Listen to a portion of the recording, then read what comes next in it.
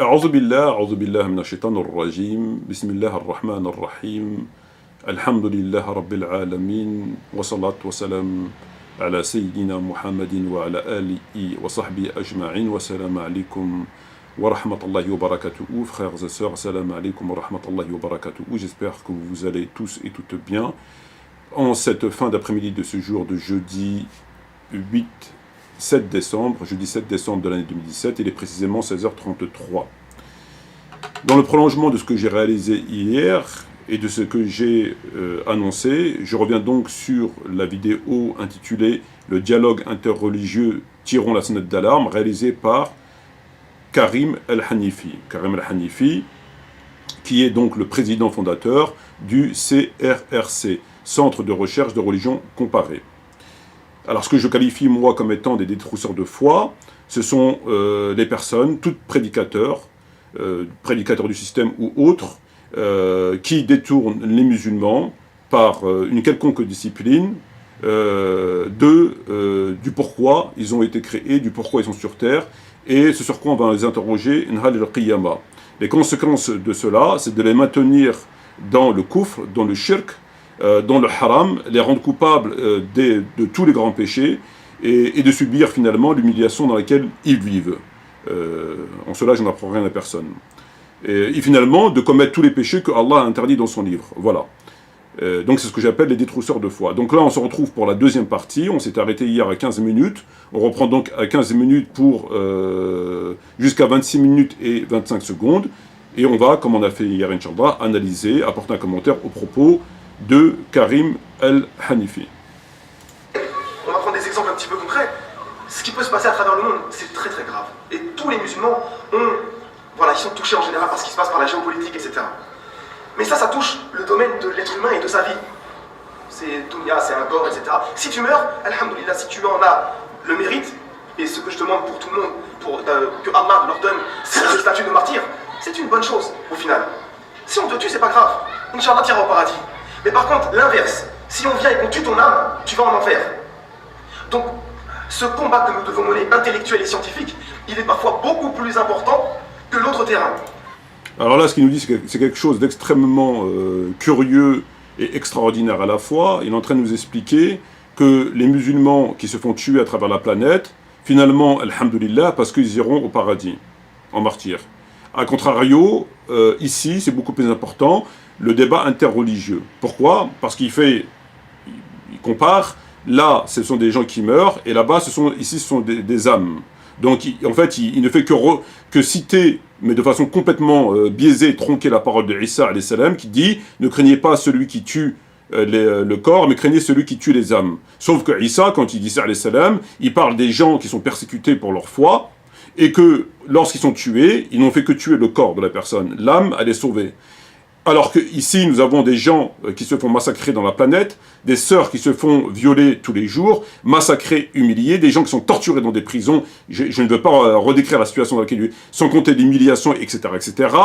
Et à côté de ça, nous avons quelqu'un qui vient vous faire des débats interreligieux pour sauver ou les apostats ou les chrétiens. Donc il compare ça. Et il vous dit que ça, c'est plus important que ça, parce que là, il sauve des âmes, et là-bas, il sauve des corps. Ce qui n'a aucun rapport. Parce que ici, ça fait partie de la maison de l'islam, ce sont des gens qui font partie de la maison de l'islam, où tu es tenu à des obligations vis-à-vis d'eux, alors ici, tu n'es pas tenu à des obligations d'eux. C'est du secondaire, c'est du facultatif, comme on l'a déjà expliqué. Mais il a complètement, il a fait une espèce de ratatouille extraordinaire. Et c'est pour cela que je vous dis que c'est très très important, et on essaye de sensibiliser les mosquées afin qu'ils réfléchissent. Donc, les savants, ce qu'on leur demande, c'est de prendre en main cette communauté et d'apporter des réponses définitives aux ambiguïtés. Alors, vous avez des réponses qui existent en arabe. C'est très bien, nos chouyours font des choses. Il ne faut pas non plus dire qu'ils font que des mauvaises choses. Au contraire, la plupart des choses qu'ils font, c'est du bien. Mais par contre, le petit endroit où ils ne sont pas là, où ils sont très peu là, et malheureusement, c'est pour cela que j'ai commencé en introduction par dire que quand les robinets sont fermés, on a besoin du tayammum. Alors là, c'est aussi encore une fois extraordinaire. Vraisemblablement, on ne vit pas sur la même planète. Il vous explique que les chouyours font des choses, mais il y a un endroit où les chouyours ne sont pas, c'est dans le débat interreligieux. C'est pourquoi que là, on n'a pas de l'eau, mais il nous faut le tayammum. C'est une métaphore qui dit, il nous explique à travers cette métaphore, que les chouyours, les savants, c'est l'eau, Et que le tayammum, ce sont les gens qui remplacent les savants. Et quand il n'y a pas de savants, ben on se sert du tayammum. Donc quand il n'y a pas de chouyour qui s'occupe du débat interreligieux, on se sert du tayammum. Donc les savants font tout finalement, mais ils ne font pas le débat interreligieux. C'est le seul endroit où ils ne sont pas. No comment. Je ne savais pas que tout a été fait, que tout fonctionne plus ou moins correctement, et qu'il n'y a qu'un seul endroit où ils ne sont pas, c'est le débat interreligieux. Moi, je ne peux pas commenter ça. Avoir besoin d'inconnus comme moi pour venir essayer de combler la brèche. Et c'est un petit peu quand même touchant et désespérant d'en arriver à ce point-là. Vous savez, le nombre d'ambiguïtés qui existent sur l'islam, il est énorme. Et il touche tous les domaines. Peut-être que vous n'en avez même pas connaissance, mais ça touche le domaine scientifique. Ça touche le domaine juste même du Coran. Il y a des erreurs dans le Coran. La préservation du Coran. Parce qu'en fait, on nous dit, du matin au soir, oui, le Coran, il est préservé. Là, ça, c'est ce qu'on vous a toujours enseigné. Mais qu'est-ce qu'enseignent nos sources, qui sont ensuite utilisées par les islamophobes contre nous? Et là, allez demander. Demandez aux professeurs de Coran. Wallah, la plupart ne sauront pas vous répondre. Vous savez pourquoi? Tout simplement parce qu'ils se sont attardés à surtout apprendre comment réciter le Coran. C'est une très bonne chose, Inch'Allah, qu'Allah les récompense pour cela. D'apprendre à nos enfants à réciter le Coran. Mais n'oubliez pas l'autre chose, c'est de leur apprendre ce qu'on appelait autrefois les ulum al-Qur'an. Et les vraies sciences de la préservation du Coran. Comment il a été compilé, comment il est arrivé jusqu'à nous. La question des ahruf, la question des qira'at, toutes ces choses-là, la plupart des gens, souvent, n'en ont même pas entendu parler. Et les non-musulmans vont venir et ils vont vous envoyer des chouettes qui vont vous faire douter énormément. Peut-être pas vous, comme je l'ai dit, mais surtout, c'est vraiment un appel, c'est pour la jeunesse. Alors là, ce qu'il nous explique que les gens ne sont pas formés à la question de la préservation du Coran et que les kuffars viennent mettre des choubouhat auxquels les musulmans ne pourront pas répondre. Donc la préservation du Coran, la question des huruf et la question des qira'at dans le Coran.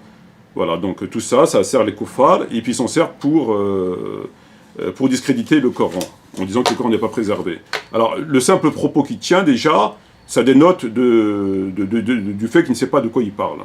Parce que la problématique du Coran ne concerne pas la question des huruf, la question des qira'at, parce que ça ne met pas forcément en question l'authenticité du Coran. Ça ne remet pas en question les qira'at, les différentes lectures, ça ne remet pas en question le sens du Coran. Ça ne touche pas forcément au verset, comme j'ai eu le propos concernant Islam ibn Ahmed. A contrario, il existe des choses qui causent problème. Comme par exemple, dans le verset concernant le Zawaj al-Muta'a, on prend les tafassirs, ils disent une partie du verset a été enlevée, qui dit « Il a ajalen musamman ». Cette partie-là, Ibn Abbas dit elle faisait partie de la ayah, mais elle a été enlevée. On y reviendra de tout ça. Donc il y a ça, puis il y a d'autres. Et ça, c'est quand même assez remarquable. C'est qu'il n'y a aucun savant qui peut répondre à cela. Ça fait partie de notre patrimoine dans les tafassirs, etc. Le verset de la lapidation, ce que je viens de vous dire, et puis d'autres choses, personne ne peut répondre. Il n'y a pas de réponse. Alors, moi encore lui, et les chouyours qui sont derrière lui. Donc, c'est pas une question de truc, c'est qu'on peut pas, ça fait partie de ses écrits. Il n'y a pas d'explication convaincante. Voilà. Mais lui, il est parti sur les qira'at et le huruf qui n'ont rien à voir. Ça ne touche pas forcément le sens du Coran. Et pour ça, il n'y a pas besoin, comme il dit, que les kuffars qui jettent des choubouhat. Il n'y a qu'à voir Islam ibn Ahmed qui nous explique que le verset 33 de la sourate 33 ou 34 a été falsifié. Quand il dit c'est pas une fatha, c'est une kasra. Et que ça a changé le sens du mot, et que les savants l'ont laissé, parce qu'ils sont misogynes. Il n'y a pas besoin d'aller voir le père la braguette pour savoir ça ou en frais. Ça, c'est les prédicateurs le disent. Et non seulement c'est chez nous, mais en plus, personne ne peut répondre. Mais lui, il attribue ça aux kuffars et aux qira'at et aux huruf, qui n'a rien à voir. Ça n'a aucun rapport. Aucun. Parce que la jeunesse, comme je vous dis, ils sont devant Internet du matin au soir. Ce qu'on appelle Facebook, YouTube, tous ces réseaux sociaux qui font qu'ils passent leur journée dessus. Et malheureusement, vous savez, c'est comme un cancer. Ça vous attaque au début, on vous envoie une ambiguïté. Ça va pas se déclencher automatiquement. Vous n'allez même pas le sentir. Vous ne savez même pas que vous avez un cancer en vous. Ce n'est que lorsque vous avez des dégâts et les causes de la maladie qui commencent à être effectives que vous allez vous en rendre compte. Et ensuite, ça va faire quoi? Ça va être comme des métastases qui vont s'installer là, là, là, et ensuite c'est un cancer général. Et bien l'ambiguïté, c'est la même chose. L'ambiguïté, elle va commencer à rentrer dans le cœur. Et ensuite, ça va être une deuxième, et une troisième, et une quatrième. Et oh, il y a énormément de personnes qui ne dorment plus à cause de cela, et qui sont au bord de l'apostasie. Parce qu'on nous rapporte des ambiguïtés qui sont très graves et qui sont dues à deux choses.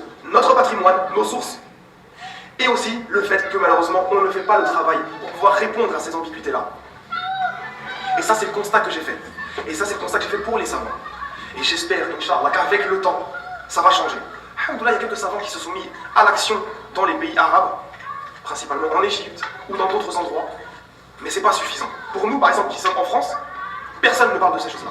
Je vous donne un exemple. Il y a l'un des plus grands philosophes français qui a sorti un livre contre l'islam il n'y a pas très longtemps, qui s'appelle Michel Onfray, qui est très connu en général.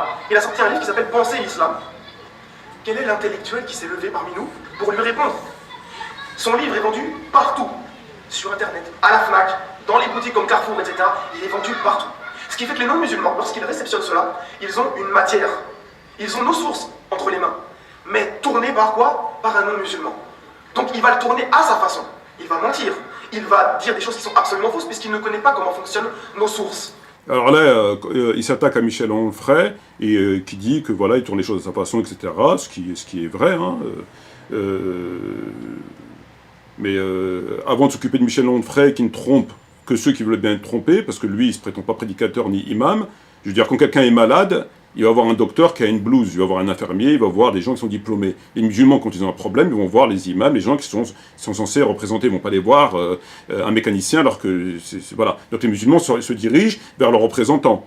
Ça me semble évident, avant d'aller voir Onfray. Donc le risque, il est chez les imams, chez les représentants, etc., plutôt que chez le koufar. Or, il s'interroge ici de pourquoi on laisse Onfray dire, etc., il fait du choubouette, etc., son livre, bah, du chouette, mais il ne s'interroge pas sur Tariq Ramadan, où tous ses livres, c'est catastrophique. Nordin Aswad, qui a sorti un livre qui est donné gratuitement, c'est du kouf, c'est un livre d'une gravité, pour ainsi dire, son précédent. Les versets sataniques à côté, c'est du pipicha. Timera dans les vidéos, Islam ibn Ahmed, Malika Dif, Asmalan Rabé dans ses ouvrages, etc. Ça, apparemment, ça leur cause pas de problème. Et c'est des gens de l'intérieur qui ont la blouse du docteur, à qui on fait confiance. Donc ça l'intéresse pas, ça, vraisemblablement. Ce qui l'intéresse, c'est Michel Onfray. Avec son livre, peut-on penser l'islam, ou je sais pas quoi. Il y voit un danger. Alors que, voilà, donc là encore, on nage dans les ténèbres, quoi. Et malheureusement, ça fait des dégâts, puisque les non-musulmans ensuite vont parler avec les musulmans. Et donc, personne ne s'est levé, et il faut que ce soit encore, comme j'ai dit depuis tout à l'heure, un inconnu comme moi qui aille lui demander de faire un débat public pour pouvoir répondre à chaque point qu'il a avancé. Bien évidemment, il a refusé. C'est dommage. Parce que s'il avait accepté, et s'il regarde cette vidéo-là, sache que, oh Michel Onfray, j'aurais décortiqué ton livre du début jusqu'à la fin. Et il n'en serait pas resté une seule ligne. Oh Michel Onfray, oh Michel Onfray. En vérité, je vous le dis. Oh Michel Onfray, taqillah. Si j'aurais analysé ton livre, il n'en serait rien resté. Mais si Michel Onfray ne doit pas accorder un débat, c'est parce qu'il ne veut pas lui faire, il veut pas qu'il fasse de la pub sur son dos, tout simplement. Déjà, moi, quand j'ai fait un débat avec lui, ils sont là à dire qu'il m'a fait de la pub. J'ai l'impression que j'étais chez Canal+. Non, faut pas lui faire de la pub, tu fais de la pub, faut pas lui faire de la pub, attends, tu fais de la pub, non, on va parler de la pub. J'ai l'impression que j'étais chez Canal+. Et lui, il demande à Michel Onfray de faire un débat avec lui, mais c'est quand même incroyable. Et là, il n'y voit pas de problème. S'il a refusé le débat, c'est parce qu'il savait qu'il allait... Non, il voulait pas te faire de pub, c'est tout. Et ça n'intéresse pas ce que tu racontes. Tout simplement. Ces choses-là, elles doivent être faites. Et Michel Onfray n'est qu'un exemple parmi tant d'autres. Il sort au moins une cinquantaine d'ouvrages contre l'islam presque chaque année. Quelle est notre production vis-à-vis de cette chose-là? On n'a pas grand-chose, malheureusement. Donc nous, on va essayer, à notre niveau, bien évidemment, on est assisté avec des chouyours derrière, on ne fait pas ça de notre tête, on essaie, même si on a un bagage, mais il est minime par rapport à ce qu'on peut nous apporter derrière. Voilà, on est assisté avec des chouyours qui sont derrière. Nous, on ne sait rien, mais les chouyours, ils savent. Bah, c'est ces mêmes chouyours qui t'induisent en erreur, avec ta dernière vidéo qui t'explique que c'est un livre, machin, que c'est un hadith qui est tombé du ciel au 5e siècle, que la chaîne de transmission, son fils qui l'a pris et qui l'a gardé dans son cartable et pour en faire je sais pas quoi, et qui te dit ce genre de choses. Qui te disent que Warqidi c'était un menteur, etc. C'est ceux qui disent... mais encore faudrait-il traiter l'information après. Parce qu'ils te donnent l'information brute, tes chouyours qui sont derrière toi. Mais encore après, il faut réfléchir, il faut la traiter l'information. Mais on a bien compris qu'il y avait des gens derrière vous qui vous donnaient des informations avec lesquelles vous combattez la vérité pour venir nous expliquer ce que tu nous expliques. Mais c'est insuffisant. Parce qu'après, il faut réfléchir. Quand on te donne un hadith qui est tombé du ciel au 5e siècle, bah, c'est pas forcément suffisant pour légitimer le débat interreligieux. Il faut remettre en question le Coran et autre chose. Il faut après traiter l'information. Alhamdoulilah, comme je vous ai dit, les savants, ils ont le bagage scientifique qu'il nous faut. Et nous sommes là pour le redistribuer. C'est tout. Ensuite, nous avons le cas des étudiants de la religion. C'est une très bonne chose, Wallah, que vous preniez des cours sur les sciences islamiques, sur le fiqh, la aqida, etc. C'est une très très bonne chose. La problématique qui se passe, c'est que vous allez prendre des cours qui vont durer extrêmement longtemps. Vous allez prendre des cours, par exemple, sur la salat, ça va durer 1 an et demi. Mais à l'époque du prophète sallallahu alayhi wa sallam, est-ce qu'on avait besoin de prendre 1 an et demi de cours pour apprendre à prier? Lorsqu'un bédouin venait d'une contrée, il rencontrait le prophète sallallahu alayhi wa sallam, 5 minutes, comme nous rapportent les hadiths. 5 minutes, il savait prier.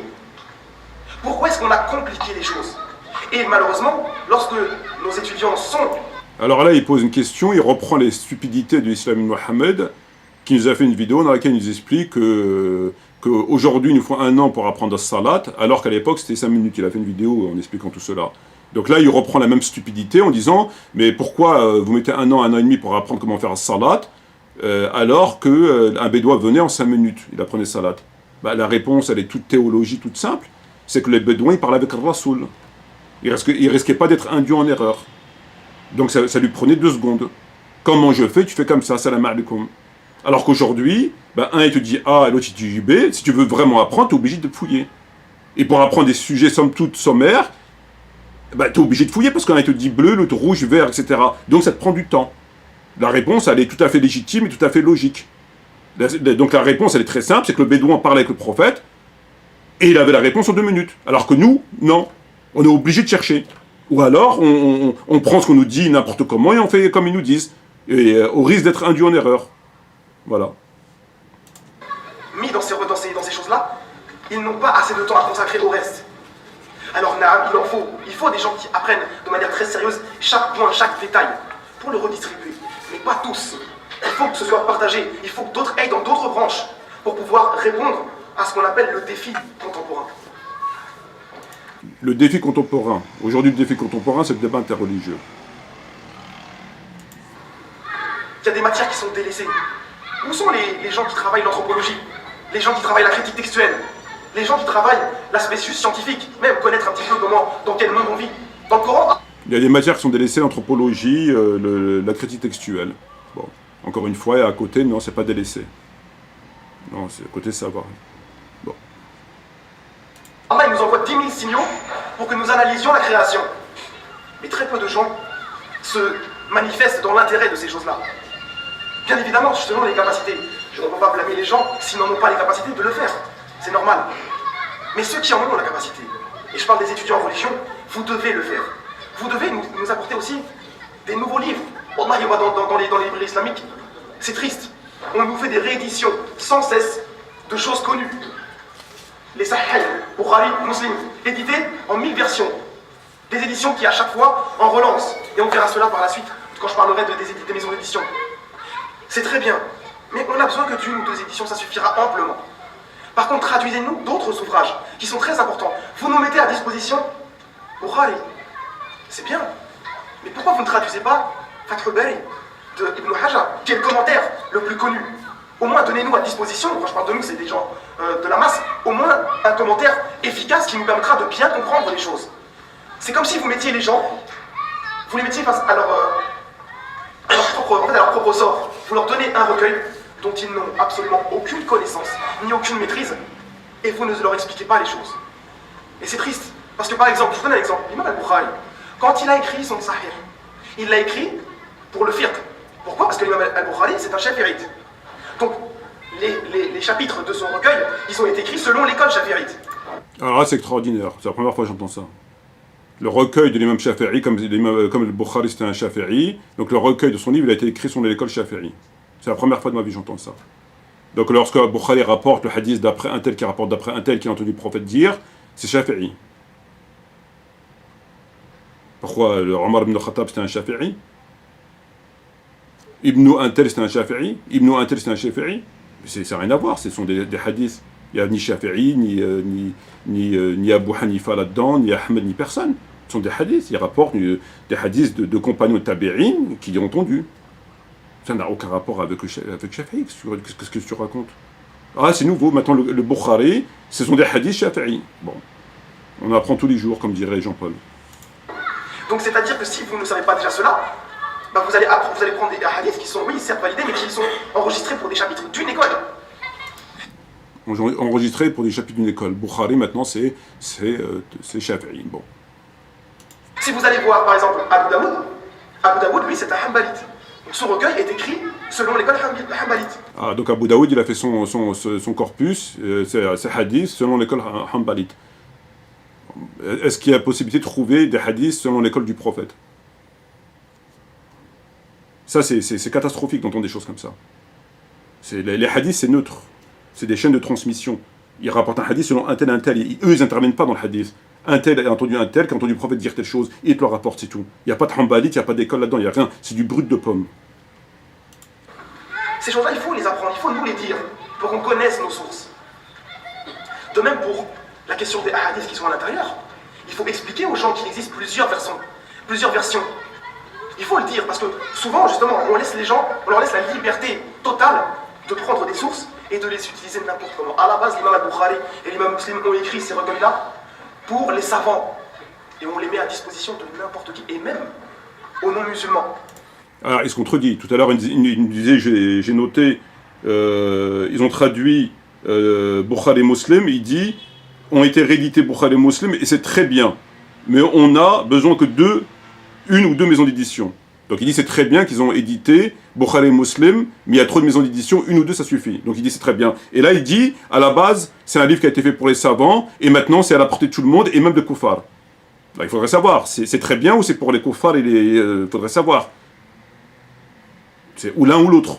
Donc maintenant ça serait, on apprend, alors il y a une contradiction manifeste, d'un côté c'est très bien, d'un côté c'est ça, et puis on apprend maintenant que c'est des livres qui sont pour les savants.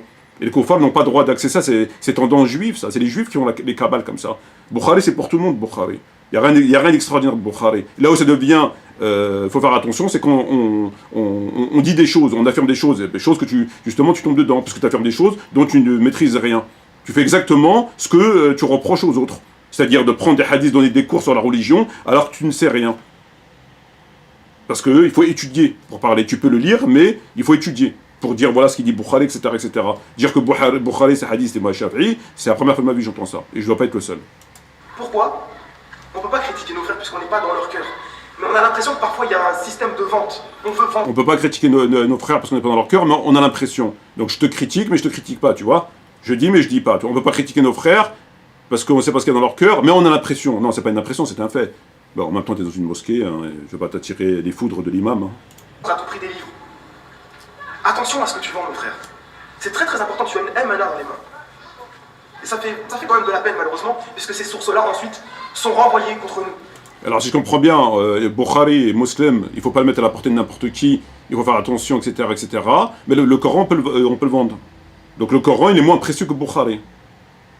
C'est extraordinaire. Bukhari, il faut faire attention, il ne faut pas le vendre. Ah, mais c'est compliqué. Bon, ça dépend, c'est très bien à côté, bon.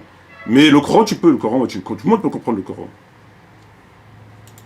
Donc c'est pour ça qu'il faut faire attention et apprendre à connaître nos sources. Donc voilà, les étudiants, on vous demande d'être plus actifs pour le dialogue interreligieux et pour les musulmans en général, de nous apporter un peu plus de choses. Voilà, donc on arrive à la fin de cette première partie. Je vérifie le temps, 26-25, j'ai dépassé de 10 secondes. Donc voilà ce qu'on a pu tirer de cette première partie, très intéressant. Très intéressant.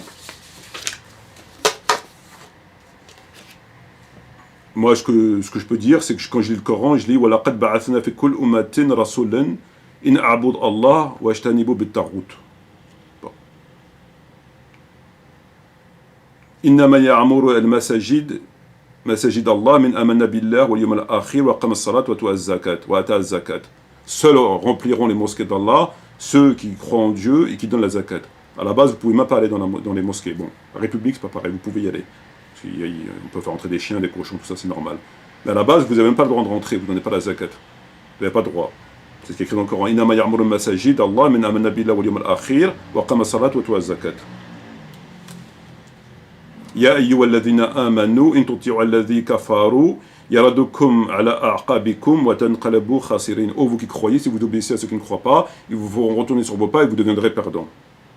Wa man yushaqiq rasul min ba'di ma tabayyana lahu al-huda wa yattabi' ghayra sabili al-mu'minin nawala'u min tawalla wa nasiluhu jahannam wa sat masir. Celui qui se détourne du chemin du prophète et des croyants. Tilka hudud Allah wa min yuti' Allah wa rasulahu yadkhulu jannati tajri min tahtiha anharu khalidina fiha. Tels sont les hudud de Dieu. Wa man ya'si Allah wa rasulihi wa yata'addad hududahu yadkhulu an-nar khalidina fiha. Et celui qui viole les hudud de Dieu, il le fera rentrer en enfer éternellement. Mais les hudud, c'est même pas dans leur programme. C'est pas compliqué. C'est même pas dans leur programme, c'est même pas dans leur tête. Wa tilka hudud Allah wa man yata'addad hudud Allah faqad zalama nafsuhu. Tilka hudud Allah fala taqrabuha. Tels sont les mythes de Dieu, les lois de Dieu. Faites attention de ne les approcher même pas.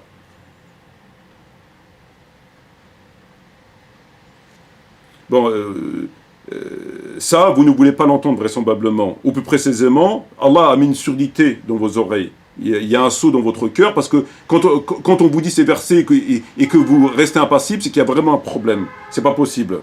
On fait comme si de rien n'était, c'est pas possible. Allah vous a mis une surdité dans les oreilles. On te lit ces versets clairs qui te mettent en garde, mais vous continuez à les piétiner comme si de rien n'était.